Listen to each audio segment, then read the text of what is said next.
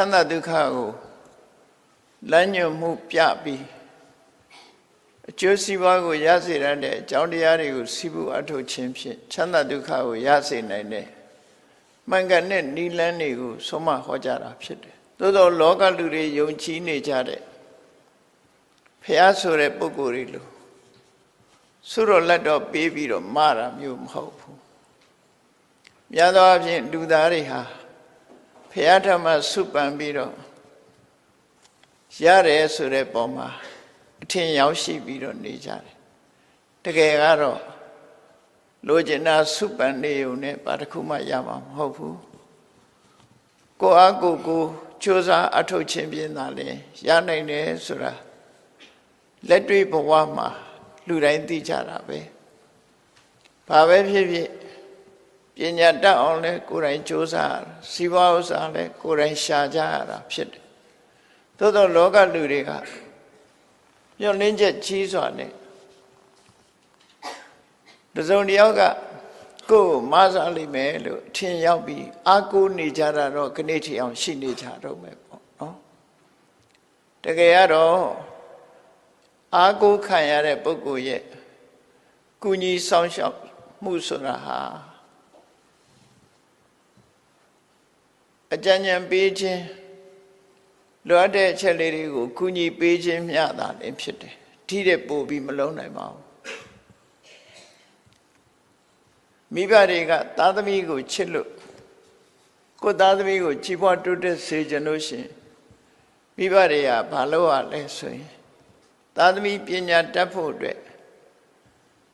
ကျောင်းကောင်းကောင်းထားပေးမယ်ဆရာကောင်းကောင်းထံအနံ့ပေးမယ်ကုန်ကြစရိတ်တွေများစွာကုန်ကြခံပြီးတော့စီစဉ်ပေးကြတယ်ဒါလက်တွေ့ပဲလေမလို့ရမယ်ဆိုရင်ကိုသားသမီးဘယ်နိုင်ငံရခြားတွေပို့ပြီးတော့ဆင်းရဲဒုက္ခခံစေမလဲအုံဖွားဆိုမှန်းလိုက်တာနဲ့ပညာတတ်ကြီးဖြစ်တော့မှာပေါ့စီပါဥစ္စာတိုးတက်ဖို့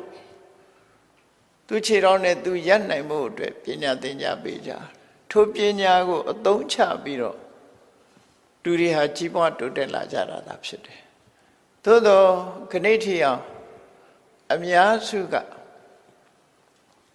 မလိတ်နိုးနိုးနဲ့ယူကျိုးကိုးကွယ်နေကြတော့မယ်ဘုရားဘာသာရေးကိုးကွယ်တဲ့မြတ်စွာဘုရားကတရားရည်ရဲ့အကျိုးကိုဆောင်ရွက်တယ်ဆိုတာမှားတဲ့အနေနဲ့ဆောင်ရွက်တာမဟုတ်ဘူးဆိုလိုတာကမှားတယ်ဆိုတာတကူနဲ့မှားတာမဟုတ်ဘူးအသိပညာပေးတာပဲဖြစ်တယ်ဟိတနဲ့ဒုက္ခစာပေကျမ်းမှာအတိလင်းဖော်ပြတာရှိတယ်ဟိတေပဝတ္တနေနအဟိတာသနိဝတ္တနေနတတ္တနံပယံဟိန္တတိတိဗုဒ္ဓောဘုရားမြတ်စွာဟာတရားရီပေါ်မှာဖြစ်ပေါ်နေတဲ့အခက်ခဲဆင်းရဲဒုက္ခဟုသမျှကိုဘာနဲ့ဖယ်ရှင်းပေးသလဲလို့ဆိုရင်ဟိတေပဝတ္တနေနကောင်းကျိုးချမ်းသာတွေကိုဖြစ်ပွားစေနိုင်တဲ့ကုသိုလ်တရားတွေ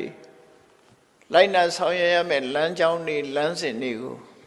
ဟောကြားဆုံးမပေးခြင်းဖြင့်တရားရည်ရဲ့အခက်အခဲကို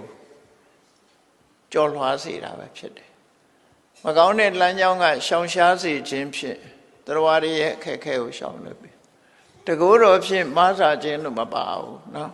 ။သို့သောလောကလူတွေကခဏထီအောင်တကူတော်နဲ့မားစာတာတို့ဒါကိုခံရင်းနေကြတော့မှရှိတယ်။ဒါလူသဘာဝအဲ့ဒီလိုဖြစ်အသိဉာဏ်နဲ့စဉ်းကျင်စဉ်းစားကြည့်မယ်ဆိုရင်မြတ်ဗုဒ္ဓရဲ့အဆုံးအမတရားတော်တွေကိုကြည့်လောကကြီးမှာတကယ်ဖြစ်ပြနေတဲ့အရာမျိုးကိုသာလေမြတ်စွာဘုရားဆောင်ရွက်တာဖြစ်တယ်။ဒါကြောင့်ဓမ္မပဒဒေသနာဟာတမန်အဖြစ်ကြည့်မယ်ဆိုရင်ဘာသာတရားလို့ပြောရမှာတဲ့အဆုံးအမဏီကုံလမ်းပြပြောမယ်ဆိုရင်တကယ်ဖီလိုဆိုဖီလက်တွေ့ကျင့်သုံးလို့ရတဲ့ဤစနစ်တွေဒါတွေကိုဟောပေးတာပဲဖြစ်တယ်ပေါ့ဖီလိုဆိုဖီဆိုတာအတွေးခေါ်တသက်မြတာဖြစ်တယ်တကယ်တော့လက်တွေ့လုပ်လို့ရတဲ့ဟာတွေမဟုတ်ဘူးတချို့ဟာကြတော့လက်တွေ့ကြလှုပ်ဆောင်နိုင်တဲ့ပညာရက်တွေကိုမြတ်စွာဘုရားဆုံးမဟောကြားပေးတာဖြစ်တယ် ချမ်းသာကြွယ်ဝခြင်းဘာလို့ရမလဲစီးပွားဥစ္စာတိုးတက်ခြင်းဘာလို့ရမလဲဘဝတန်တရားမှာအခက်ခဲတွေကျော်လွှားပြီးကောင်းစားခြင်းဘာတွေလုပ်ရမလဲဆိုတာကိုလမ်းညွှန်ပြတာပဲတကယ်လက်တွေ့လောကမှာလည်းပဲမွေးလာကြတဲ့လူတွေဟာပညာသင်နေကြတာဒါတွေအတွက်သင်နေတာပဲမဟုတ်လားပညာတတ်သွားပြီဆိုရင်ထိုပညာရဲ့အကျိုးကျေးဇူးကိုအားကိုးပြီးလှုပ်သွားကြလို့ထိတ်တန်းရောက်သွားကြတာသို့တော့အကိုယုံကြည်မှုတွေနဲ့တစ်ဖက်ကနေပြီးတော့လူတွေဟာလွဲမှားတဲ့ယုံကြည်ချက်တွေကတော့ရှိနေတော့မှဖြစ်တယ်ပေါ့မြတ်စွာဘုရားရဲ့အဆုံးအမတရားတော်တွေဟာဘာသာတရားလို့ဆိုရတဲ့လက်တွေ့ကျတဲ့အဆုံးအမနိလန်းညွန်ပြဆုံးမတဲ့အချက်တွေသာဖြစ်တယ်ဒါကြောင့်မြတ်စွာဘုရားရဲ့တရားတော်တွေကနိဗ္ဗာန်ရောက်ကြောင်းတရားကြီးမဟုတ်ဘူးဘဝမှာဘယ်လိုနေထိုင်ရမလဲ way of life ဘဝမှာဘယ်လိုနေရမလဲဘယ်လိုနေရင်ကြီးပွားနိုင်တယ်နော် way of accomplishment ကြီးပွားတိုးတက်တဲ့လမ်းနည်းတွေကိုရှင်းပြတာပဲဖြစ်တယ်ဘာသာတရားလို့ဆိုတဲ့ဟာတွေကကိုးကွယ်ယုံတတ်တတ်ပဲဖြစ်တယ်ကိုးကွယ်တဲ့ဆုတောင်းတဲ့ဆုပန်းမြတ်စွာဘုရားရဲ့အဆုံးအမမှာဆုတောင်းဆုပန်းနေတာမျိုးအပေးတာမျိုးမဟုတ်ဘူးသို့တော်လူတွေကတော့အကျင့်ကြီးပါနေတော့ဒါလုံနေကြတာပဲဖြစ်တယ်ပေါ့ဆုတောင်းတဲ့ဆုပန်းတဲ့ဆိုတာကိုယ့်ရဲ့ intention ကိုဖော်ပြတာသာဖြစ်တယ်ဆုပန်းလို့ရကြတာမဟုတ်ဘူးအလုံးလို့ရကြတာသာဖြစ်တယ်ကိုယ်ကိုယ်တိုင်ကြိုးစားအထောက်လို့ရတာသာဖြစ်တယ်အဲ့ဒါကိုမလွဲမသွေမှတ်သားချရမှာဖြစ်တယ်ဆုပန်လို့ရရင်မြတ်စွာဘုရားကိုယ်တိုင်ကဒေသနာတော်ဘုရားမှာဟောထားတာနော်တစုံတစ်ခုဖြစ်ချင်တယ်ဆိုလို့ရှိရင်ဆုတောင်းမနေနဲ့ဆုတောင်းနေလို့ဘာမှမရဘူးတဲ့ထိုအနေအထားမျိုးကိုရောက်စေတဲ့လမ်းကြောင်းအတိုင်းဆောင်ရွက်ပါလို့မြတ်စွာဘုရားရှင်းရှင်းလေးဥပမာပြောထားတယ်ဘယ်ဟိုဘက်ကမ်းကိုရောက်ချင်သလားမြစ်တစ်ဖက်ကမ်းမှာရပ်ပြီးဟိုဘက်ကမ်းကိုရောက်ချင်သလားငါဟိုဘက်ကမ်းကိုရောက်ပြရစေလို့မင်းဆုတောင်းနေတနေ့ကုန်ထိုင်ဆုတောင်းဟိုဘက်ကမ်းမရောက်ဘူးလှေရှာသင်္ဘောရှာဟိုဘက်ကမ်းခုဘာမှမပိုင်လက်ပြကူဒါပဲရှိတယ်အဲ့ဒါရောက်တော့မှသိချတယ်မြတ်စွာဘုရားအဲ့ဒီလိုဆုံးမတာလေနော်အဲ့တော့လက်တွေ့ကြကြလုပ်ရမယ်ဆိုတာတွေကိုဆုံးမတော့လက်တွေ့ကြကြလို့ဆိုတဲ့တဲ့မယ်တခြားဘာသာတရားတွေနဲ့ရောထွေးပြီးမြတ်ဗုဒ္ဓရဲ့အဆုံးအမတရားတော်တွေကိုနောင်ဘဝအတွက်သာအသုံးချရမလို့ဆိုတာမာယွင်းနေချက်ပဲဖြစ်တယ်နိဗ္ဗာန်ရောက်ကြောင်းတစ်မျိုးသာရှိတယ်လောကစီးပွားရေးနဲ့ဘာမှမဆိုင်ဘူးလောကီကြီးပွားရေးကိုဟောတာမဟုတ်ဘူးလို့ထင်လို့ရှိရင်လည်းလုံးဝလွယ်မှားနေတယ်မြတ်စွာဘုရားဟာတရားရည်ရဲ့အကျိုးစီးပွားကိုလိုလားလို့မှန်ကန်တဲ့နိလန်းတွေကိုဖော်ပြပြီးဒုက္ခကိုရစေတာဖြစ်တယ်ဒါမို့ဟိတနဲ့ဒုက္ခဆိုတာနှမျိုးတွဲဖက်တာဟိတလုံးမှဒုက္ခဟိတဆိုတာဘာတော့ condition အခြေအနေကောင်းတစ်ခုဖန်တီးရအဲ့ဒီအခြေအနေကောင်းတစ်ခုဆိုတာဘာလဲပြောမယ်ဆိုရင်သာသမီတူအခြေအနေကောင်းဆိုတာမိဘပြောတဲ့စကားနားထောင်တယ်လိမ္မာတယ်လူကြီးသူမတွေစကားနားထောင်တယ်စာကြိုးစားတယ်နေထိုင်ကောင်းတယ်ဆိုတာကျောင်းမှန်တက်တယ်ပညာကြိုးစားတယ်ဒါကောင်းတဲ့အခြေအနေတွေပဲအဲ့ဒီအခြေအနေတွေကောင်းမှသူ့ရဲ့အောင်မြင်ကြီးပွားမှုဒုက္ခဆိုတာရမှာဒါမလွဲမသွေမှန်ကန်တဲ့လမ်းကြောင်းမြတ်စွာဘုရားကလည်းဒါကိုဟောတာစာပေကျမ်းမှာကြည့်လိုက်မယ်ဆိုရင်ဘုရားပွင့်လာတဲ့ဆိုတာဘဟုဇနဟိတာယဘဟုဇနဒုက္ခယအများအကျိုးစီးပွားဖြစ်ထွန်းဖို့နဲ့အများချမ်းသာဖို့အကျိုးစီးပွားလို့ဆိုတာအကျိုးတရားကိုပြောတာမဟုတ်ဘူး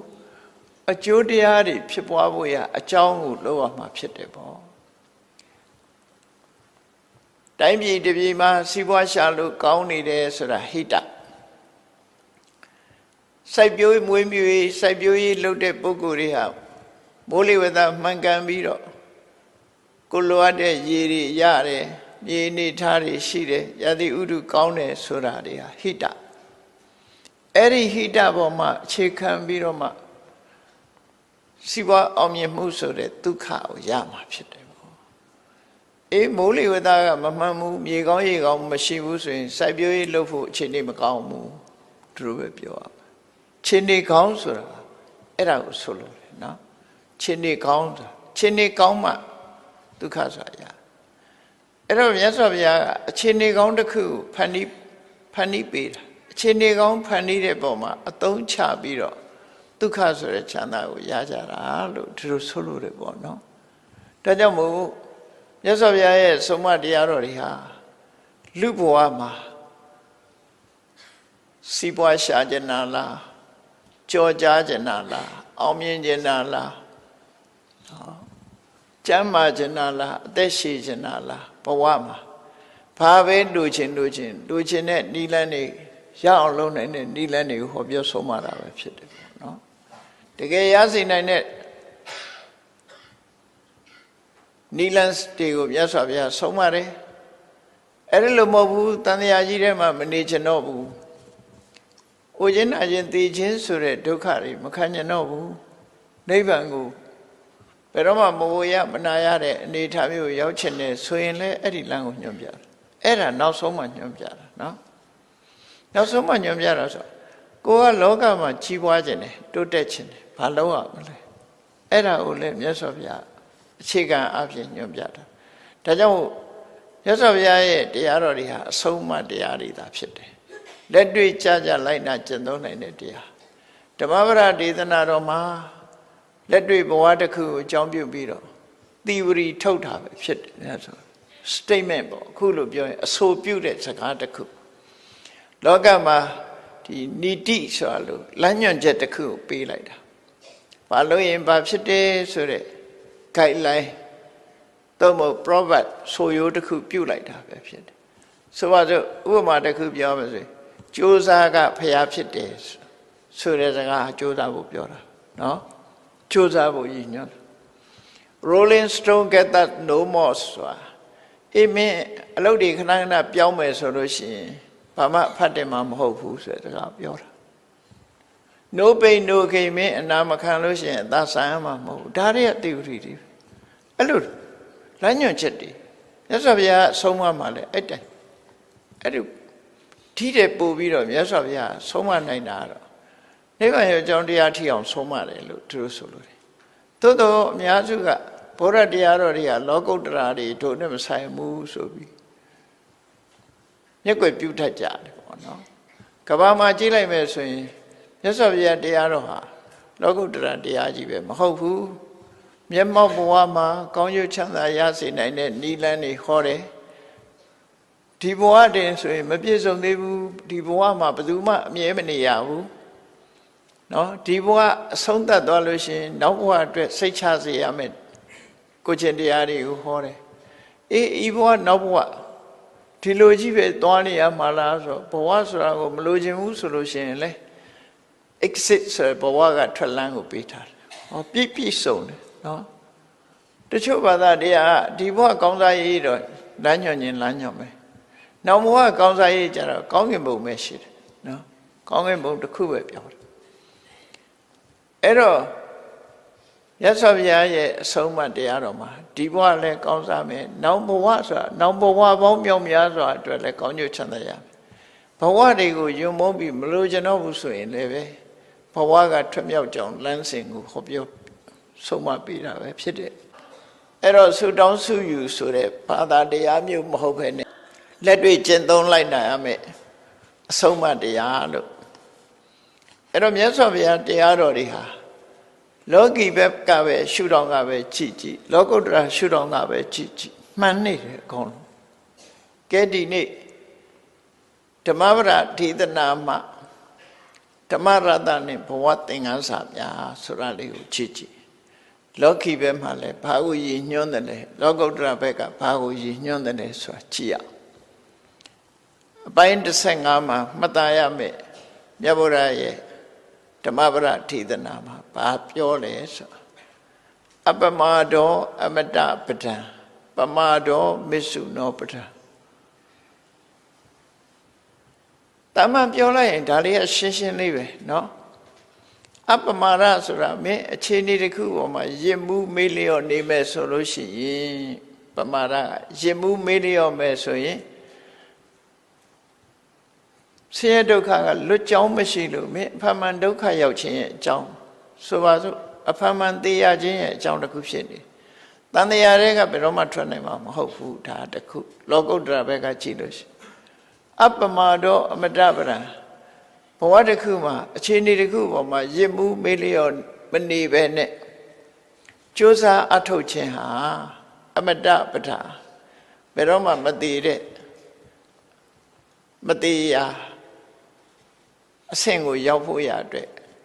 လုံလောက်တဲ့အကြောင်းတရားဖြစ်တယ်အဲ့တော့ဒီဒေသနာတော်ဟာတမန်အပြင်ကြည့်မယ်ဆိုရင်အပမာဒဆိုတဲ့ mindfulness ပေါ့နော်ကိုယ်အလုပ်ပေါ်မှာအာယုံစိုက်ပြီးတော့ရရှိထားတဲ့အခြေအနေတစ်ခုပေါ်မှာရစ်မှုမနေပဲနဲ့တတိနဲ့ကြိုးစားအထုတ်နေရမယ်အဲ့ဒါလိုကြိုးစားအထုတ်ဆွဲဆွဲမြဲမြဲလုပ်နေခြင်းဟာအမတပဒနောက်ဆုံးအမြင့်ဆုံးအဆင့်ဟာဘယ်တော့မှမတည်ရတဲ့နေရာမျိုးထိအောင်ရောက်သွားနိုင်တယ်ပေါ့အဲ့ဒါလိုမဟုတ်ဘဲနဲ့စန့်ကျင်မဲ့ပမာဒခြေနေတစ်ခုပေါ်မှာရည်မှုနေလို့ရှိရင်ဖန်တယ်လဲတည်ခြင်းရဲ့အကြောင်းဖြစ်တယ်ဒါအမြင့်ဆုံးအဓိပ္ပာယ်ကိုပြောတာကဲအခြေခံအဓိပ္ပာယ်တစ်ခုစဉ်းစားကြည့်အပမာဒမင်းလက်ရှိလုပ်နေတဲ့အပေါ်မှာရစ်မှုမနေပဲနဲ့တတိရှိရှိနဲ့ကြိုးစားအထုတ်မယ်ဆိုရင်အမတပဒမင်းရဲ့ဂုဏ်သိက္ခာဟာဘယ်တော့မှကြာဆုံးသွားမှာမဟုတ်ဘူးအမြဲတမ်းရှင်သန်နေမှာပဲလို့သူတို့ဆိုလို့တယ်လူဘဝတချို့ကလူမသေးခင်သေသွားတယ်လေဂုဏ်သိက္ခာတွေဂုဏ်သိက္ခာတွေကြာဆုံးပြီးသေသွားတယ်အဲ့ဒါမေ့လျော့သွားလို့မမေ့လျော့ဘူးဆိုရင်မင်းဘယ်တော့မှမသေဘူးလောကကြီးတဲ့ကမင်းသေမှာမဟုတ်ဘူးပျောက်ကွယ်သေတယ်ဆိုတော့ပျောက်ကွယ်သွားဆိုပါစို့မြန်မာလူမျိုးတွေရဲ့ယင်ထဲမှာအနောယထမင်းဆိုတာရှိတယ်ကျန်စစ်သားဆိုတာရှိတယ်နော်ဘရင်နောင်အလောင်းဖရာတို့ရှိနေကြအဲ့ဒီလူတွေဟာအကြောင်းမဲ့ရှိလာတာမဟုတ်ဘူးသူတို့ကြိုးစားအထုတ်ခဲ့တာအဲ့ဒီလူမမေ့မလျော့ကြိုးစားအထုတ်တဲ့ပုဂ္ဂိုလ်ဟာလူသေးတော်လဲနာမည်မသေးဘူးဒါမှမဟုတ်အမတပဒလို့ဒီအဓိပ္ပာယ်ကိုယူလို့လည်းရတယ်ပေါ့နော်ဂုဏ်သိက္ခာအဖြစ်နဲ့သိဆုံးသွားမှာမဟုတ်ဘူးဘယ်တော့မှမသိဆုံးဘူးဘယ်တော့မှမကြဆုံးဘူးလို့ဒီလိုဆိုလို့တယ်မမှန်ကန်ကန်နဲ့တတိရှိရှိနဲ့ဆွဲဆွဲမြဲမြဲကောင်းတဲ့အလုပ်တွေကိုလုပ်သွားတဲ့ပုဂ္ဂိုလ်ဟာဘယ်တော့မှလောကကြီးကပျောက်ကွယ်ပြီးတော့သူ့နာမည်ဟာတိမ်မြုပ်သွားမှာမဟုတ်ဘူးလို့အမတပဒဒီလိုအဓိပ္ပာယ်မျိုးလေးရပမာရောမစ္ဆုနောပရံမိမိလျော့ရော့လှုပ်ချင်လှုပ်ပြီးတော့နော်ရစ်မှုနေတဲ့ပုဂ္ဂိုလ်ကတော့မကြခင်ပဲလူကမသေးခင်နာမည်ပျောက်သွားပြီလူမသေးခင်နာမည်ပျောက်သွားလူလည်းသေသွားရောဘယ်သူမှအသိမှမပြုတဲ့အနေအထားမျိုးရောက်သွားဘယ်သူမှမသိတော့သေသောသူကြာရင်မေ့ဆိုတာအဲ့ထက်ပါသွားပြီကုန်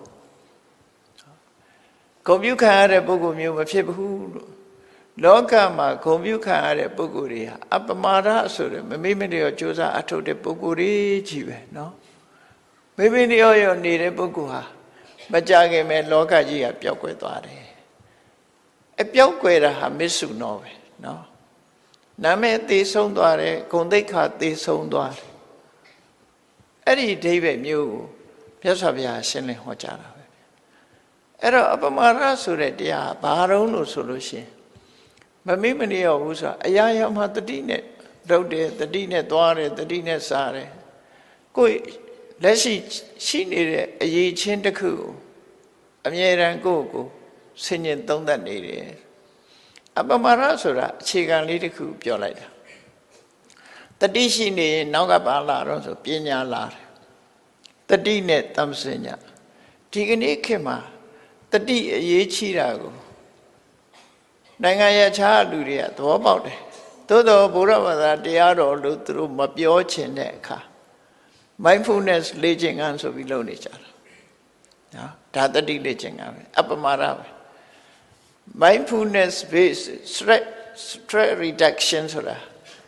MBSR လို့အမေရိကန်နိုင်ငံမှာဘယ်သူတီထွင်တယ်လဲဆိုရင်တော့ဘယ်သူတီထွင်တယ်ဆိုတာတော့သိချာမသိပေမဲ့လို့ဗမာပြည်မှာလာရောက်ပြီးတရားထိုင်သွားတဲ့ပုဂ္ဂိုလ်တွေရှိတယ်နော် mindfulness လေ့ကျင့်ခန်း မှာမြတ်စွာဘုရားဟောတော်မူတဲ့တတိပဋ္ဌာန်တရားတော်ပဲ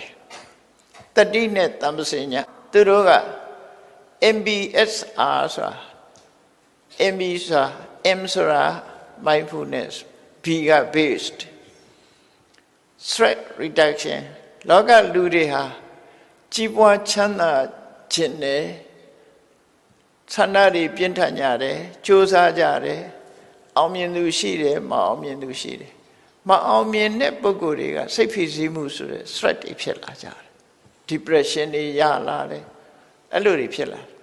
အဲ့ဒါမျိုးမဖြစ်ရအောင်လို့သူကဘာလို့ mindfulness လေ့ကျင့်ခန်းလုပ်တယ်နော်တခြားအရာမလုပ်ဘဲနဲ့မြတ်စွာဘုရား mindfulness လေ့ကျင့်ခန်းကိုပြောထားတာကို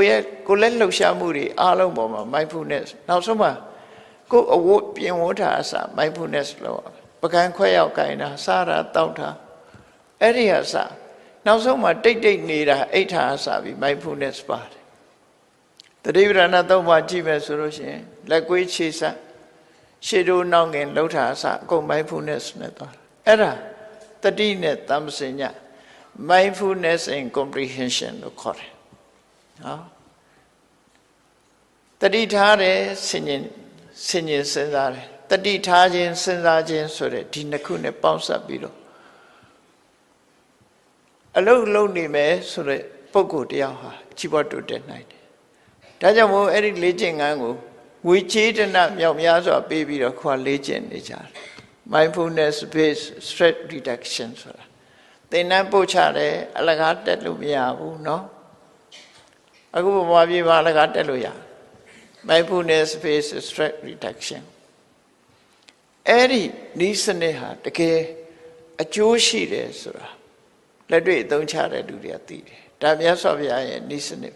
သူတို့က mindfulness တစ်ခုတည်းတင်လေ့ကျင့်ခိုင်းတယ်မြတ်စွာဘုရားရဲ့အဆုံးအမကြတော့ mindfulness and comprehension နှစ်ခုတွဲသွားရမယ်လို့ဆိုတော့တတိထားရမယ်စဉ်းစားရမယ်တတိထားရမယ်စဉ်းစားရမယ်သူစဉ်းစားမှုကနောက်ကလိုက်နေတယ်အများတတိရှိမှပညာဆိုတာဖြစ်တယ်တတိကင်းတဲ့ပညာဆိုတာမရှိဘူးတဲ့အဲ့ဒါကြောင့်မို့တတိနဲ့ပညာတွဲဖက်တာအဲ့ဒါလို့တွဲဖက်ပြီးတော့သွားမယ်ဆိုလို့ရှိရင်ကိုယ့်ဘဝကိုယ့်အခြေအနေကိုအမြဲတမ်းသိနေတဲ့လူတွေဟာတစုံတစ်ခုမှားယွင်းမှုမလုပ်သည့်အတွက်ကြောင့်အောင်မြင်ကြီးပွားမှုတရဖူဆောင်းနိုင်တယ်ပေါ့ဒီလိုဆွလို့တာနော်အဲ့ဒါကြောင့်မလို့အပမရတရားကိုမြတ်စွာဘုရားအဓိကထားပြီးအပမရောအမတပဋ္ဌာန်မမေ့မလျော်ကျူးပန်းအထုတ်မှုဟာမသေးခြင်းရဲ့အကြောင်းဖြစ်တယ်မိမိပမာတော်မစ္ဆုနောပဋ္ဌာန်မိမိလျော်ရောနေခြင်းဟာသေရခြင်းရဲ့အကြောင်းဖြစ်တယ်သေဆုံးပျောက်ကွယ်ရခြင်းရဲ့အကြောင်းဖြစ်တယ်ဟောဒီနှစ်ခုပမာရနဲ့အပမရဆွဲမြဲမြဲလှုပ်တာလည်းပဲအပမရထဲမှာပါတယ်နော်ဆွဲမြဲမြဲလှုပ်တာဒါမို့အပမရရဲ့အဓိပ္ပာယ်ကိုဖွင့်ဆိုတဲ့အခါမှာတက္ကိစ္စကာရီတလီတစားလှုပ်တယ်နော်တတတကာရီစင်ဆက်မပြတ်လှုပ်တယ်အဋ္ဌိတကာရီဆွဲမြဲမြဲတီတီခိုင်ခိုင်မာမာလှုပ်တယ်ဆိုတာဒီအကုန်လုံးပေါင်းထားတာနော်မမေ့မနေရဘူးဆိုတာအေးမြတ်စွာဘုရားကဒီဒေသနာတော်မှာအခုလို့ဟောတာအပမတောအမတပဒံပမတောမစ္ဆုနောပဒံအပမတ္တာနမယန္တိပြန်ရှင်းပြတယ်ခုနတော့ကသဘာဝတရားကိုပြောတာအပမတောမမေ့မလျော်မှုဆိုတဲ့အကြောင်းတရားဟာအမတပဒံမသေးပဲနဲ့သာဝရတည်ရှိနေခြင်းရဲ့အကြောင်းဖြစ်တယ်ပမာတော့မေးလျော့နေမှုကတော့မစ္ဆုနောပဒံသေဆုံးပြောက်ွယ်ခြင်းရဲ့အကြောင်းဖြစ်တယ်အပမတ္တာနာမိယန္တိမမေ့မလျော့နေတဲ့ပုဂ္ဂိုလ်တွေဟာဘယ်တော့မှမသေးဘူးလောကကြီးကဘယ်တော့မှပြောင်းမသွားဘူးဟောဒီလိုဆိုလို့တယ်နော်ဘယ်တော့မှသေမသွားဘူးသူတို့ဟာဂုံသိက္ခာအပြင်နဲ့သေသွားတာမဟုတ်ဘူးသူတို့ရဲ့ဂုံသိက္ခာတွေအရေးချင်းတွေရှိနေမှာဖြစ်တယ်ရေပမတ္တာယထာမတာမိလျော့တဲ့ပုဂ္ဂိုလ်တွေကတော့ဘာမှမထူးအသက်ရှင်လျက်သေးနေတာနဲ့တူတယ်လို့မြတ်စွာဘုရားဒီလိုဟောတာအဲ့တော့လောကမှာရှင်လျက်သေးနေသူနဲ့ သေသွားတော့လဲရှင်လျက်ရှိသူဆိုပြီးနှမျိုးခွဲလို့ရသွားနော်အဲ့တော့ကိုယ့်ကိုရှင်လျက်သေသူမဖြစ်စေနဲ့ဒီလိုဆိုလိုတာပေါ့ဘယ်လို့လို့တလီတစားဆွဲမြဲမြဲခိုင်မာမာအသိဉာဏ်ရှိနဲ့ကြိုးစားအထောက်သွားမယ်ဆိုရင်အောင်မြင်မှုကိုရရှိကြမှာဖြစ်တယ်အဲ့ဒါလို့မဟုတ်ဘဲနဲ့ကိုယ့်အခြေအနေကိုကိုယ်ဆင်ញင်သုံးသပ်နိုင်စွာမရှိဘူးမေလျော်ရထားတဲ့အခြေအနေလေးကိုတကယ်ကိုအခြေအနေကောင်းကြီးထင်ပြီးတော့နေလို့ရှိရင်မကြခင်ပျောက်ကွယ်သွားနိုင်တယ်ဒီလိုဆိုလို့တယ်ပေါ့နော်အဲ့တော့ဒီဒေသနာဟာတာမန်မဟုတ်ဘူးဗုဒ္ဓဘာသာမဟုတ်တဲ့အတောကမင်းကြီးကိုဒီကြောရတမဏိကနေပြီးတော့ဖះရဲ့အဆုံးအမတစ်ခုကိုပြောပါဆိုဒါပြောလိုက်တာဒီအဆုံးအမကြားပြီးတော့အတောကဘုရင်ကြီးကဗုဒ္ဓဘာသာဖြစ်သွားတာငကိုယ်တော့ဗုဒ္ဓဘာသာမဟုတ်ဘူးထို့တူပဲမြမသမိုင်းမြမရာဇွဲမှာကြည့်လိုက်လို့ရှင်အနောထဘုရင်ကြီးဟာဗုဒ္ဓဘာသာစစ်မဖြစ်ခင်အခုလိုပဲရှင်အရဟံစီကအပမာရောအမတပဒံဆိုတဲ့ဒီဒေသနာကိုနာယူလိုက်ရတဲ့အခါမှာဗုဒ္ဓဘာသာစစ်ဖြစ်သွားတယ်ဒီအဆုံးမရသွားတာမင်းပဲဖြစ်ဖြစ်တိုင်းသူပြည်သားပဲဖြစ်ဖြစ်အရာရှိပဲဖြစ်ဖြစ်ဝန်တန်းပဲဖြစ်ဖြစ်အလုံးဟာအပမာဒလို့ဆိုတဲ့ရှင်မူမိတ်ရခြင်းကင်းတဲ့တတိရှိလို့ရှိရင်ကြီးပွားတိုးတက်မှာပဲတတိမရှိဘူးဆိုရင်ကြာဆုံးသွားနိုင်တယ်လို့ဒီလိုဆိုလို့ရပေါ့နော်အဲ့တော့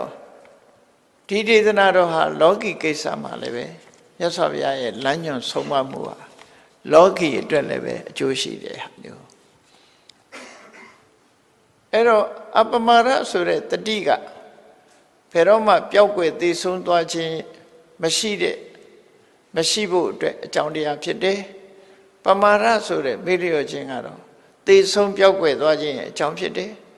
သေဆုံးပျောက်ကွယ်သွားခြင်းရဲ့အကြောင်းဖြစ်တယ်အပမတ္တာနာမိယန္တိယေပမတ္တာယထာမတ္တာ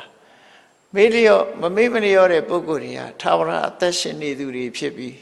မေ့လျော့တဲ့ပုဂ္ဂိုလ်တွေဟာအသက်ရှင်နေသေနေသူတွေပဲဖြစ်တယ်ဟောဧဝံဝိသေတတောညတ္တဝါဒီလိုထူးခြားချက်ကို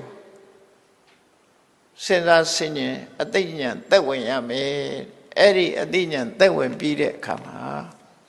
အပမဒမိပဏိတာအသိပညာရှိတဲ့ပုဂ္ဂိုလ်တွေကဟုတ်တယ်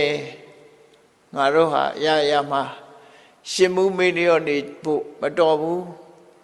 တတိရှိနဲ့အသိရှိနဲ့တို့တွေကြိုးစားအထောက်အမှားဆိုပြီးတော့အပမာရဆိုတဲ့တတိနဲ့ပညာတရားပေါ်မှာယက်တိကြတယ်ခိုင်မာယက်တိကြတယ်ဘာလို့တတိရှိနဲ့သွားနေတယ်ကိုယ်အခြေအနေရကိုယ့်ဘက်ကိုစဉ်းကျင်သုံးသပ်ပြီးတော့အကောင်းဆုံးဖြစ်အောင်ကြိုးစားနေကြတယ်အဲ့ဒီပုဂ္ဂိုလ်တွေကတိုးတက်သွားတာပဲเนาะအပမဒံမိပဏိတာအပမတိပမောဒန္တိသူတို့ဟာတတိရှိနေရတာကိုပဲသူတို့ဘဝမှာပျော်စရာကြီးလို့ဒီပေါ်မှာပဲမွေးလျော်တယ်ဆိုတော့ဘယ်တော့မှတတိလက်လွတ်ငှက်တောင်ကျွတ်ဘဝမျိုးဘယ်တော့မှမရောက်စေဘူးအမြဲတမ်းတတိရှိပြီးတော့နေကြတယ်အရိယာနံခောစရိရတလောကမှာအစင်းမြင့်ပြီးတော့လူတော်လူကောင်းတွေရဲ့ကိုချင်းတရားတွေပေါ်မှာသူတို့ဟာအခိုင်အမာယက်တည်ပြီးပျော်မွေ့နေကြတာဖြစ်တယ်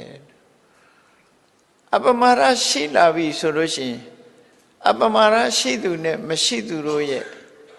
ထူးခြားချက်ကိုကောင်းကောင်းကြီးသဘောပေါက်တယ်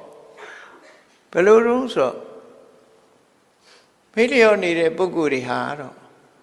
အသက်ရှင်နေရဲ့တည်ဆုံးနေသူတွေပဲဂုံအားဖြင့်လဲသူတို့ဟာပေါ်လွင်လာကြတာမဟုတ်ဘူးဂုံသိက္ခာအပြင်လဲထင်ရှားပေါ်လွင်မှုမရှိကြဘူးအပမာရလို့ဆိုတဲ့တတိရှိနဲ့ဆင်ញတုံတရားရှိနဲ့ကျိုးပန်းအထုတ်တဲ့ပုဂ္ဂိုလ်တွေကတော့သေသွားတောင်မှသူတို့နာမည်ကိုဘယ်သူမှမမေ့ကြဘူးသူတို့ဟာသေသွားတောင်အသက်ရှင်နေတဲ့ပုဂ္ဂိုလ်တွေတို့အဲ့ဒီလိုထူးခြားတဲ့အခြေအနေတရားကိုသေးသေးချာချာအလေးနဲ့ထားစဉ်းစားပြီးတော့အပမာရလို့ခေါ်တဲ့ရထားတဲ့အခြေအနေပေါ်မှာရင်မှုမေ့လျော့ခြင်းခင်းပြီးတတိတံစင်ညနဲ့အလုံးလုံးကြမယ်ဆိုလို့ရှိရင်အဲ့ဒီအပမာရတရားပေါ်မှာ မွေးလျော်ပျော်ပိုက်နှစ်ချိုက်ကြမယ်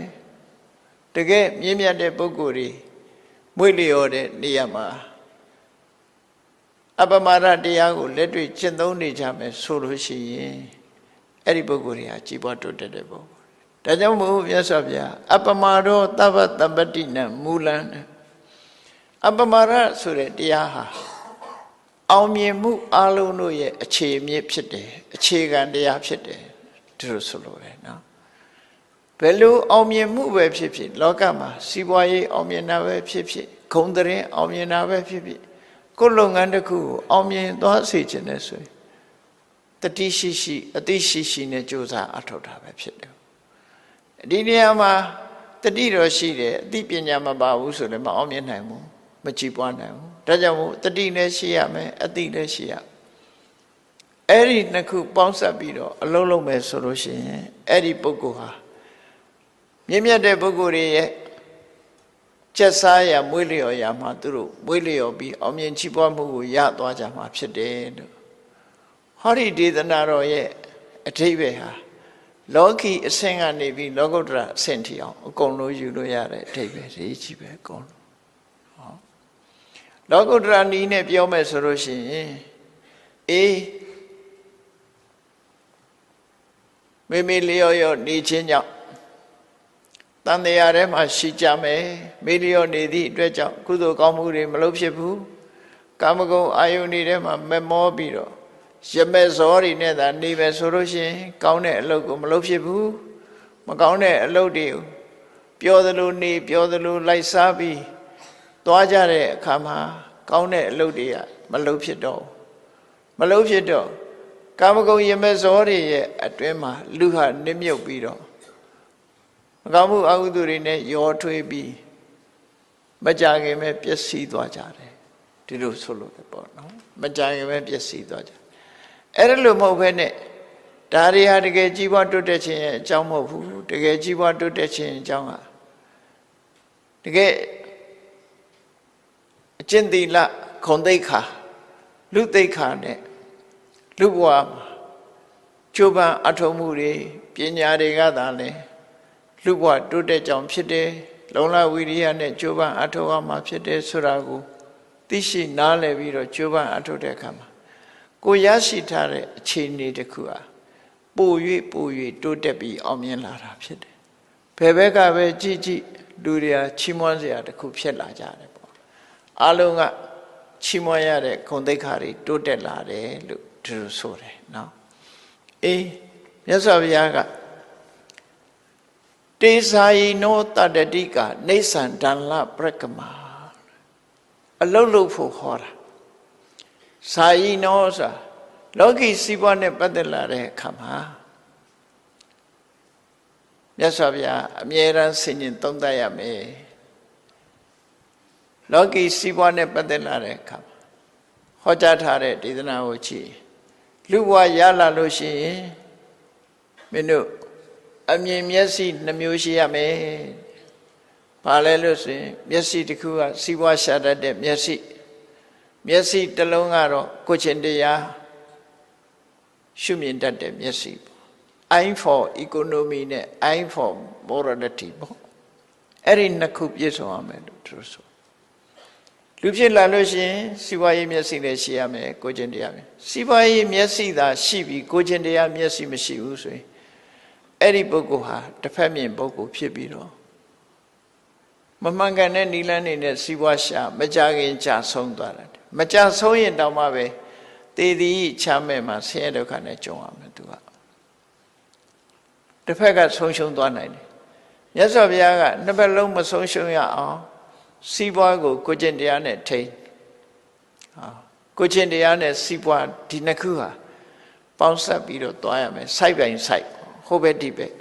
နှစ်ခုတွဲဖက်ပြီးတော့သွားရမယ်အဲ့ဒါလို့ညီတူညီမျှ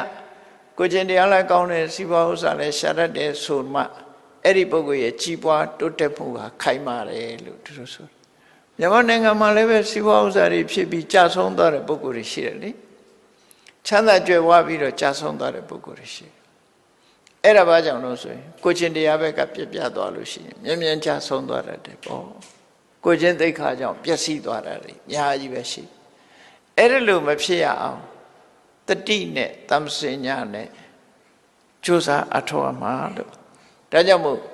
ဘဝကိုရှုမြင်သုံးသပ်နိုင်တာရှိရတေစာယီနောလောကအကြောင်းနဲ့ပတ်သက်လာလို့ရှိရင်ရှုမြင်သုံးသပ်ရမယ်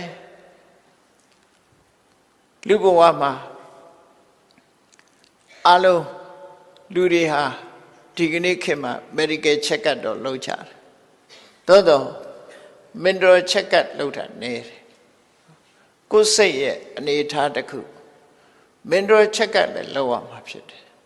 စိတ်ကိုငါစိတ်ဟာတိမတ်တော်မှန်တဲ့ပြစ်ကင်းတဲ့စိတ်မျိုးလားသို့မဟုတ်လောဘတွေလွှမ်းမိုးထားတဲ့စိတ်လားဒေါသတွေလွှမ်းမိုးနေတဲ့စိတ်လားသို့မဟုတ်မသိခြင်းမောဟတွေလွှမ်းမိုးနေတဲ့စိတ်လားမမာနတွေလွှမ်းမိုးနေတဲ့စိတ်လားဆိုတာချက်ကလို့အောင်အလုံးကိုယ်ဘဝမှာငါကောင်းတာနဲ့ဆိုတာဘယ်ဟာကငါတဏ္ဍမှာများနေသလဲမြတ်စွာဘုရားကအလုံးနှစ်ခုကိုရှင်းပြတယ်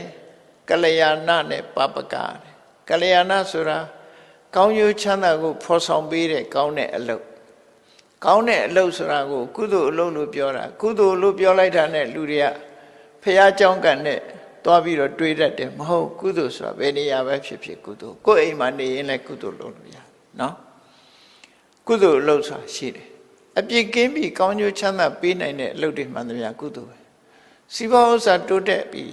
အပြစ်ကင်းတဲ့စီးပွားဥစ္စာရှာနေနဲ့ရှာကြံပြီးကိုမိဘကျွေးတယ်သို့မဟုတ်ကောင်းတဲ့နီလန်းတွေကိုသုံးချတယ်ကိုချင်းတရားမပြတ်အောင်နေတယ်ဒါလည်းကုသိုလ်ပဲနောက်ဆုံးမှာအစာတောင်စားကျင်တိုင်းမစားဘူးအတိုင်းအတာတစ်ခုနဲ့စားတယ်ဘောဇနီမတ်တင်ညူတာမြတ်စွာဘုရားကဝိဇ္ဇာစရဏတမ္ပနောမှာစရဏတရား15ပါးထဲမှာအဲစားကျင်အောင်မစားတာပါတယ်နော်ခဏခေတ်မှာလူတွေဘာကြောင့်ယောဂများတော့ဆိုကြိုက်လို့စားတာနဲ့စားကျင်အောင်စားတာတွေကြောင့်မို့လို့ယောဂတွေများယောဂတွေများတာစားတဲ့နာတဲ့ပို့စားတာယောဂများစားတဲ့နာတဲ့ပို့စားလို့ဟိုနာဖောင်းထွက်ဒီနာဖောင်းထွက်ကုန်တာပေါ့ပြီးတော့မှဝိတ်ချတာတွေဘာတွေရှောက်လုံးနေကြအစရတဲ့ရှော့မှန်မှန်လေးစားသွားရင်ဘယ်လိုမှမဖြစ်ဘူးအပူတွေများသွားတယ်နော်ဒါမို့ဒီအသက်အစီဖုံးတာတို့ဘာတို့အစီအိတ်တွေဖောက်ထုတ်ရတာတို့ဒါတွေကအစားလွန်လို့ဖြစ်တဲ့ကိစ္စတွေကြီးပဲမြတ်စွာဘုရားကယဟန်တွေကိုဟောတယ်လူတွေကိုတော့တထပ်စားလို့မပြောပါဘူးဘုန်းကြီးတွေကိုတော့မြတ်စွာဘုရားကငါဟာတဲ့တထပ်ပဲစားတယ်တထပ်စားသည့်အတွက်ကြောင့်ငါမှယောဂခင်းတယ်ကျမ်းမာတယ်ခွန်အားလည်းရှိတယ်လူတွေကမစားရင်အပြတ်လိမ့်မယ်ထင်တယ်မပြတ်ဘူးနော်အထိုင်ထားလဲတွက်လက်တယ်စားတဲ့တလောက်ပဲစားကြိုက်လို့စားတာမဖြစ်နဲ့ကိုယ်နဲ့တော်တာကိုရွေးချယ်စားအဲ့ဒီလိုဟာကိုဘောဇနီမတ်တင်ညူတာလို့ခေါ်တယ်သူကအောစရာကောင်းတာမြတ်စွာဘုရားတရားတော်ထဲမှာကောင်းကျိုးချမ်းသာရနိုင်တာမှန်သမျှကုသိုလ်တွေမှာပါတယ်စရဏတရား15ပါးဝိဇ္ဇာစရဏတမ္ပနောဘုရားဝတ္တတွေအများစုသိကြတယ်ဝိဇ္ဇာ3ပါးဝိဇ္ဇာ10ပါးစရဏတရား15ပါးလို့ဆိုထင်မယ်ထီဘောဇနီမတ်တင်ညူတာပါတယ်မြတ်စွာဘုရားနိဗ္ဗာန်ရောက်ကြောင်းတရားအဖြစ်ဟောထားတာနော်အဲ့ဒါပြောမယ်ဆိုရင်သီလပုံစံပဲပေါ့နော်အဲ့ဒါလို့နေထိုင်မဲ့ဆိုရင်ကျမ်းမာတယ်ကျမ်းမာမှဒီလူတွေဟာကောင်းကျိုးချမ်းသာရနိုင်တဲ့အလုပ်တွေကိုလုပ်နိုင်တယ်သူတို့ဆိုလိုတာပေါ့ဒါကြောင့်ဘောဇနီမတ်တင်ညူတာဆိုတာကိုနဲ့တဲ့တဲ့အစာလားမတဲ့တဲ့အစာလားရွေးချယ်ကိုစားစွာရမယ့်အတိုင်းအတာကိုရွေးချယ်နော်ဒီအတိုင်းအတာနှစ်ခုရွေးချယ်ဖို့လိုတယ်ပေါ့ကြိုက်လို့စားမှလားစားသင့်လို့စားတာလားဒီနှစ်ခုတည်းကြတော့ကြိုက်လို့စားတာမျိုးမဖြစ်စေသင့်ဘူးစားသင့်လို့စားတာဘာလို့ဆိုတော့ကိုကြိုက်တဲ့ဟာကကိုနဲ့မတဲ့တာဖြစ်ချင်းဖြစ်တယ်ပေါ့အဲ့တော့ကိုနဲ့တပ်ပရဖြစ်တဲ့အစားအစာကိုရှာကြံစားဆောင်အောင်ဒီလိုဆိုလို့တယ်ပေါ့နော်အဲ့ဒါလို့နေထိုင်ခြင်းအပြင်လူဘဝကောင်းကျိုးချမ်းသာတွေရအောင်ကြိုးစားအထောက်နိုင်တယ်ကျမ်းမာမှုရရှိနိုင်တယ်လို့သူတို့ဆိုတယ်ဒါကြောင့်မို့အရာရာမှာအမှတ်တမဲ့မနေပဲနဲ့ဆင်ញင်သုံးသပ်ရမယ်ဆင်ញင်သုံးသပ်ကြည့်ရမယ် ဆင်ញင်သုံးသပ်ပြီးမကောင်းတဲ့စိတ်တွေကိုမှလွှမ်းမိုးနေတယ်ဆိုပါစို့ခေါင်းထဲမှာအမိုက်တွေထက်အဲ့ဒီအမိုက်တွေနဲ့ပူလောင်နေတယ်ဆိုလို့ရှိရင်ခေါင်းအေးအေးမထားနိုင်တော့ကျွတ်ခေါင်းအေးအေးဆိုလို့ရေစွတ်တာမျိုးမလုပ်လို့နဲ့နော်အေးပတ်တော့မယ်ခေါင်းအေးအေးထားဆိုတာအပူတွေအတွေးမတွေးနဲ့အရှုပ်တွေမထက်နဲ့မြူနီစပယ်အမိုက်ပုံကြီးမဖြစ်စေနဲ့ကိုယ်အုံနောက်ထဲမှာကြည်လင်အေးမြပြီးတော့တန်မိုးရှိတဲ့အရာတွေသာခေါင်းနဲ့ထည့်အနှုတ်မို့ဆိုရင်အမိုက်ပုံကြီးဖြစ်သွားလိမ့်မယ်အဲ့ဒါတွေမထက်နဲ့ဝုန်းကိုတော့ချောင်းချောင်းထားခြေထောက်ကိုတော့နှွေးနှွေးလိထားလို့ပြောချတယ်ပေါ့နော်ခြေထောက်နှွေးနှွေးခေါင်းအေးအေးဝန်းချောင်းချောင်းလူဘဝမှာတော့အဲ့ဒါကြီးပွားတိုးတက်ခြင်းအကြောင်းတွေပဲကျမ်းမာပြီးတော့ကြီးပွားတိုးတက်တဲ့အကြောင်းအဲ့ဒါကြောင့်ဘဝမှာဇာယီနောဆိုတာဆင်ញင်သုံးသက်တတ်ရမယ်ကိုယ့်အခြေအနေကိုဆင်ញင်သုံးသက်တတ်ရမယ်ငါလှုပ်နေတာဘာတွေနဲ့အချိန်ကုန်နေသလဲငါဘာလှုပ်သင့်သလဲဆိုတာကိုအမြဲတမ်းဆင်ញင်သုံးသက်ရမယ်ဒီတဲ့အစင်းမြင်လို့နိဗ္ဗာန်ရချင်တယ်ဆိုလို့ရှိရင်တော့ဘယ်အရာမှမမြဲဘူးဆိုတာကိုသိရမယ်ဆင်ញင်နဲ့မမြဲဘူးလို့သိခြင်းဟာဘာအကျိုးရှိလဲလို့မေးကြည့်တွေ့တာမှုတွေကိုလျှော့ချလို့ရသွားတယ်လူတွေဟာတွေ့တာမှုဆွဲမဲ့မှုတွေအပေါ်မှာတွေ့တာမှုဆွဲမဲ့မှုကိုအကြောင်းပြုပြီးတော့တွေ့တာတဲ့အရာအတွက်လှုပ်ချင်လှုပ်မိသွားတယ်ပေါ့မကောင်းတာတွေလှုပ်မိသွားတယ်လှုပ်မိသွားလို့ဆိုးကျိုးတွေနဲ့တွေးတတ်တယ်ဒါကြောင့်မို့တွေ့တာမှုကိုလျှော့ချဖို့ရတယ်အရာခတ်သိမ်းဟာမမြဲဘူးဆိုတဲ့အနိစ္စတင်ညာသာဝရပြောင်းလဲနေတဲ့အရာတွေပဲလို့ဆင်ញင်သုံးသပ်နိုင်ရမယ်လို့သူဆိုတယ်အဲ့ဒါလို့မဟုတ်လို့ရှိရင်ကိုယ်စိတ်တွေအာယုန်တစ်ခုထဲမှာစူးစီးလို့မရဘူးတမာရီမရှိလို့စိတ်တွေဟာလွင့်ပြန်နေတဲ့တည်ငြိမ်မှုမရဘူးဆိုရင်တမာရီကျင့်စဉ်လေးနဲ့ကိုယ်စိတ်လေးကိုငြိမ်အောင်အာယုန်တစ်ခုထဲမှာစူးစိုက်လို့ရအောင်လို့ကိုယ်ဘာလုပ်နေသလဲအဲ့ဒီဘာလုပ်နေသလဲဆိုတဲ့အချက်ပေါ်မှာကိုယ်စိတ်လေးတည်ငြိမ်အောင်ထားနိုင်မှုကြိုးစားအဲ့ဒီနှစ်ခုကိုဇာယီနောလို့ပြောတာကပ္ပဒါအထုတ်ပြီးဆိုလို့ရှိရင်ကတော့သမထကျင့်စဉ်ကိုလည်းဇာယီနောဝိပဿနာတရားအထုတ်တာလည်းဇာယီနောပဲသဘာဝကိုအသိမှန်ဆင်ញင်သုံးသပ်တယ်အဲ့ဒါတမာရီနဲ့ပညာတိုးတက်အောင်ကြိုးစားခြင်းလောကီကိစ္စမှာဇာယီနောဘာလို့ဟာကိုယ်စီဘဥစ္စာတိုးတက်နေတယ်ဆိုရင်ငါတနေ့ဝင်ငွေဘယ်လောက်ရှိတယ်ငါသုံးနေတာဘယ်လောက်သုံးနေလဲနော်ဖုံးဖို့တာအစဖုံးဖို့တာဘယ်လောက်ကုန်သွားပါလဲဝင်ငွေရဘယ်လောက်ရှိသလဲစာယီတော့စဉ်းစားဆင်ခြင်ရမှာဖြစ်တယ်ပေါ့နော်အသုံးတွေကမြဝင်ငွေကရှားဆိုလို့ရှိရင်တော့တဖြည်းဖြည်းလုံးမပါသွားမှသိကြတယ်ပယုတ်လုံးစီးပွားရေးဆိုဖြစ်သွားတာနော်ပယုတ်လုံးဟာအကြီးကနေတဖြည်းဖြည်းသေးသွားတာကြီးလာတယ်လို့မရှိဘူးတဖြည်းဖြည်းကုံသွားပြီးနောက်ဆုံးမှဘာမှမကြံတော့အဲ့ဒါလိုဖြစ်တယ်အဲ့ဒါကြောင့်မို့လို့ကိုရှာတဲ့စီးပွားဟာပယုတ်လုံးမဖြစ်စေနဲ့တဖြည်းဖြည်းကြီးပွားတိုးတက်လာတဲ့ခြတ်တောင်ဘိုးတွေလိုပြားရည်ပြားအောင်ကြီးလိုကြီးပွားလာအောင်သာစ조사အထုတ်တင်တယ်ဒါဟာလေကိုယ့်ကိုချက်ကင်လုံးနေမှာသိမှာပဲဖြစ်တယ်ပေါ့ဒါကြောင့်မို့စာယီနောကိုလုံးနေတဲ့အလုပ်ပေါ်မှာအမြဲတမ်းလုပ်ရမှာစဉ်းစားတွေးခေါ်စီးပွားလုပ်ရင်ဒီစီးပွားကအကျိုးဘယ်လောက်ရှိတယ်မြတ်ဘာစီးပွားလုပ်ရင်ကောင်းမလဲခေတ်ချင်းတွေကဘယ်လိုရှိသလဲအမြဲတမ်းခေတ်နဲ့ရေမောင်တန်းနဲ့ဆိုတာသတင်းစာဖတ်မယ်စာဖတ်မယ်ရေဒီယိုနားထောင်မယ်တကယ်အရေးကြီးတဲ့အချက်တွေအပျော်နားထောင်တာပြောတာမဟုတ်ဘူးနော်အပျော်ပါဆိုတာပျော်လို့ရပါတယ်ထိုက်တဲ့လောက်တော့ပျော်သို့တော့အလုံးနဲ့ပျော်တာကတမိုးပိုရှိသွားတယ်အလုံးနဲ့ပျော်တာလေအလုံးနဲ့ပျော်ပြီးဆိုတဲ့အခါကျတော့အလုံးလည်းအောင်မြင်တယ်စိတ်လည်းပျော်တယ်နှစ်ဖက်ကျိုးတိုးတက်တယ်ပေါ့နော်အဲ့လိုလည်းမဟုတ်ဘဲနဲ့ဒိန်းတောင်းနဲ့ပြောရင်ကတော့အဲ့တော့ရင်ထဲဖုံးလိုက်ခံစားရတဲ့အရာသာလေးပဲပြီးရင်တော့မောပြီးအိတ်ချင်သွားတာအဲ့ဒီအပြောအတစ်မျိုးအဲ့လိုမဟုတ်ဘဲနဲ့ဇာယီနောဆိုတာရှုမှတ်ဆင်ခြင်သုံးသပ်ပြီးတော့ကြည့်တတ်ဒီဇာယီနောတာတတိကာနေသန္တန်လပရကမအလုံးလုံးပြီးဆိုလို့ရှိရင် စင်ဆက်မပြတ်လှုပ်ဖို့လိုတယ်လှုပ်ချင်တဲ့ကလှုပ်တယ်မလှုပ်ချင်တဲ့ကမလှုပ်ဘူးဆိုတာမဖြစ်စေရဘူးမှန်မှန်ကန်ကန်အမြဲမပြတ်လှုပ်နေတာတာတတိကလို့ခေါ်တယ်နေဆန်တန်လပရကမာအခိုင်မာကျိုးပန်းအထောက်အခက်ခဲတွေကိုဖြတ်ခွဲနိုင်တဲ့လုံလဝိရိယမျိုးနဲ့အဲ့ဒါလိုချိုးစားအထောက်လို့ရှိရင်ဖုတန်တိတိရနိဗ္ဗာန်ယောဂခေမနုဒ္ဒရာအနှောက်အယှက်တွေအလုံးကုံဆုံးသွားတဲ့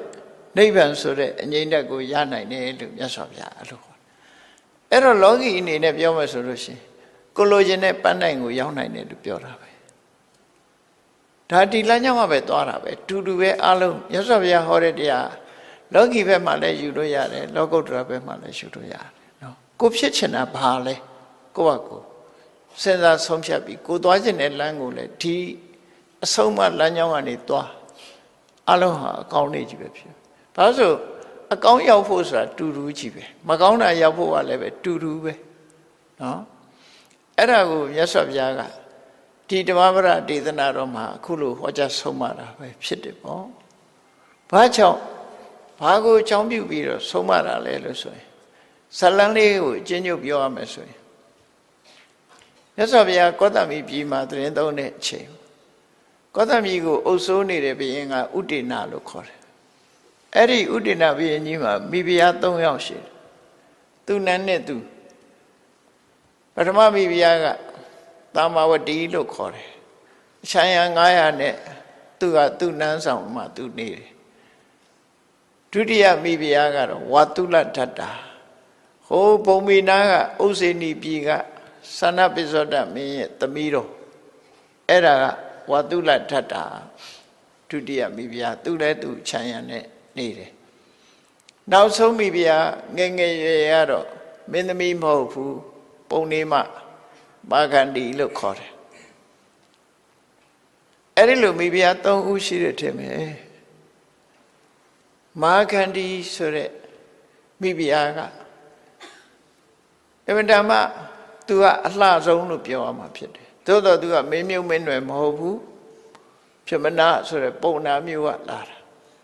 အမှန်တမ်းလှတော့သူ့အဖေကအိမ်အောင်ချပေးချင်တာသူ့သမီးနဲ့တန်တဲ့လူမရှိဘူးလို့ဝိုင်းပြီးတော့တောင်းကြရမ်းကြတာတွေကတော့အများကြီးပဲဒါပေမဲ့ရုပ်ကြည့်လိုက်ရင်သူ့သမီးနဲ့မတော်ဘူးဆိုဘယ်သူမှမပေးစားမြတ်စွာဘုရားနဲ့တွေ့တဲ့အခါကျတော့မြတ်စွာဘုရားကရုပ်ဆင်းလှပတာကိုအဲ့တော့မြတ်စွာဘုရားနဲ့သူ့သမီးနဲ့တန်နေဆိုပြီးဘုရားကိုသမီးနဲ့ပေးစားဖို့ကြိုးစားတာသူပဲနော်အဲ့လိုကြိုးစားတဲ့အခါမှာမြတ်စွာဘုရားရဲ့ခြေရာကိုကြည့်လိုက်တာနဲ့မာဂန္ဒီရဲ့အမေပုံနေမကြီးကသဘောပေါက်တယ်ဒီပုဂ္ဂိုလ်ခြေရာကြည့်လိုက်တာနဲ့ဒါသူတော်စင်ရဲ့ခြေရာရှင်သမီးကိုယူမှာမဟုတ်ဘူးသူတော်စင်သူတော်မြတ်ဖြစ်တယ်ပုံနေမကြီးကလည်းပုံနာကြီးပုံနေမကြီးကပြောတော့ပုံနာကြီးကမင်းရှာမရှိနဲ့ငါပြောတဲ့အတိုင်းလှုပ်ဆိုခေါ်သွားတယ်နော်ဖះစီရောက်တဲ့အခါမှာမြတ်စွာဘုရားကဗာပြောလိုက်တုံးဆိုနောက်ဆုံးစကားလေးကဖះဗာပြောတော့ဆိုသူတရားအထုတ်နေတော့ဟာတဲ့ဖះဖြစ်ပြီးကစားတရားတို့တရားမြတ်ရပြီးတဲ့အခါမနမင်းရဲ့သမီး3ယောက်ဖြစ်တဲ့တဏှာရဲ့ရတိရဲ့ရခာရဲ့ဆိုတဲ့နတ်သမီး3ယောက်ကသူ့ကိုလာပြီးဖျားယောင်းသွေးဆောင်မှုတဲ့အဲ့ဒီတော့တော့ငါစိတ်ဟာမညွတ်ဘူးတဲ့မင်းသမီးမြင်လို့ငါဘယ်လိုလုပ်ညွတ်ပါမလဲတဲ့အဲ့ဒါလောက်ဆိုတော်သေးတယ်ဘာပြောလိုက်တုံးဆိုရင်အေး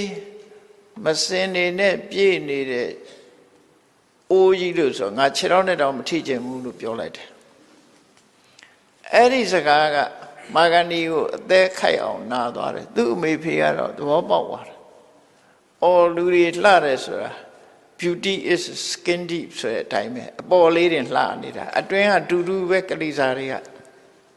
ကလေးစားတိအောင်ဘယ်သူမှလိုက်မလှဘူးဟုတ်လားအတွင်းပြင်သာဖယ်ကြည့်လိုက်နော်အပေါ်ရန်ခွာကြည့်လိုက်အတွင်းကတူတူပဲဒီတိုင်းပဲတူတူပဲအဲ့တော့အပေါ်ရန်လေးတင်ပဲအသားဖြူတယ်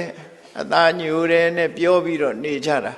လှတယ်မလှဘူးနဲ့ပြောတာအပေါ်ရန်လေးကိုပြောနေကြတာအဲ့ဒီအရေးခွာချလိုက်ရင်အကုန်လုံးတူတူပဲနော်ဒီဆက်ဆက်ကြည့်တွေ့ပါပဲ အဲ့ဒီလိုမြတ်စွာဘုရားကပြောလိုက်တာအဖေနဲ့အမေကတော့လူသားတွေရဲ့သဘာဝကိုကွက်ကွက်ကွင်းကွင်းကြီးမြင်ပြီးတော့တရားဓုရသွားကြတယ်။သမီးမာဂန္ဒီကတော့သူ့ကိုမှုချိုးမြစ်ချိုးပြောရမလားဆိုစိတ်ဆိုးတယ်။စိတ်ဆိုးရုံနဲ့မကဘူးအညှိုးတေးထားတယ်။အဲ့ဒီအချိန်မှာသူ့ဖေကလွတ်ရလွတ်ကြောင်းကဲဥဒိဏစီပေးလိုက်တာပဲကောင်းပါတယ်ဆိုဥဒိဏမင်းစီဆက်လိုက်တယ်။အဲ့ဒါနဲ့ဥဒိဏမိဖုရားဖြစ်သွားတယ်။မြတ်စွာဘုရားကသာဝတိရာဇဂိုထူထူမျိုးတွေကြွပြီးတော့တစ်ချိန်မှာမာဂန္ဒီမိဖုရားဖြစ်တဲ့အချိန်တစ်ချိန်မှာကောသမီရောက်လာတယ်ရောက်လာတဲ့အခါကျတော့အရင်ကအညှိုးနဲ့မို့ယဟန်ဂေါရမရောက်လာပြီးငါ့ကိုမှုချိုးမြစ်ချိုးပြောတဲ့ကိုရော့ကြီးဆိုပြီးတော့လူတွေကိုစူယုံပိုက်ဆံပေးပြီးတော့ဆဲခိုင်းတယ်နော်ဘုန်းကြီးတွေဆွမ်းကလာဝိုင်းဆဲအဲ့ဒီမှာရှင်အနန္ဒမထေရမြတ်ကမြတ်စွာဘုရားကိုလျှောက်တယ်ရှင်ဘုရားတဲ့တပည့်တော်ဆွမ်းခံသွားရင်လူတွေကတပည့်တော်ဆဲကြတယ်တဲ့ဒါကြောင့်ဒီမနေပဲတခြားရွှေ့ကြပါစို့လားလို့ဆိုမြတ်စွာဘုရားကအာနန္ဒာအဲ့ဒီနေရာကထပ်ဆဲရင်ရောဘယ်လိုလုပ်မလဲဆိုနောက်တနေရာရွှေ့တာပေါ့ဗျာဆိုဘုရားကအဲ့ဒါလိုမလုပ်သင့်ဘူးတဲ့ပြဿနာတစ်ခုဟာဘာကြောင့်ဖြစ်တယ်ဆိုတာအခြေမြစ်သိပြီးဒီနေရာမှာဖြစ်တဲ့ပြဿနာဒီနေရာပဲငြိမ်းမှခရီးဆိုတာသွားတဲ့နေပေါ့နှုတ်မို့ပြဿနာဆိုတာမရင်ဆိုင်မဲနဲ့ရှောင်တိန်သွားတာမမှန်ဘူးရင်ဆိုင်ရမယ်ပြဿနာမြတ်စွာဘုရားရင်ဆိုင်ဖြေရှင်းရမယ်လို့အဲ့တော့တပတ်လောက်နေတော့ငြိမ်းသွားတာပေါ့အဲ့ဒီလိုမြတ်စွာဘုရားရဲ့စိတ်ဓာတ်မှာရင်ဆိုင်ပြီးတော့နေတော့ဆက်မလုံးနိုင်ကြတော့မြတ်စွာဘုရားပေါ်မှာအညှိုးကြီးတဲ့မာဂန္ဒီကဂေါရမဘုရားဘာကြောင့်ဒီကိုလာတော့ဂေါရမဘုရားကိုဘယ်သူတွေထောက်ပံ့နေတော့ဆိုတော့သူနဲ့ပြိုင်ဘက်တာမာဝတိမိဖုရားကထောက်ပံ့နေတယ်ဆိုသူသိတော့သိတော့သူတို့ထောက်ပံ့နေတာသူ့လည်းငါဒုက္ခပေးမယ်ဆိုမျိုးစုံဒုက္ခပေးတယ်နောက်ဆုံးမှာဘလောက်ထီအောင်လုပ်တုံးဆိုဥဒိဏမင်းကြီးမြို့ပြင်ထွက်ပြီးဥယျာဉ်ကစားသွားနေတဲ့အချိန်လေးမှာသူဥလေးရင်ကိုမှားပြီးတော့တာမာဝတိတို့နေတဲ့နန်းတော်ကိုရှေနန်နေဆွတ်ဓာတ်စီတွေဆွတ်မှာပေါ့လေအဲ့ဒီခေတ်ကဘီလောင်စားတွေကိုဆွတ်အကုန်လုံးတိုင်းတွေကိုပတ်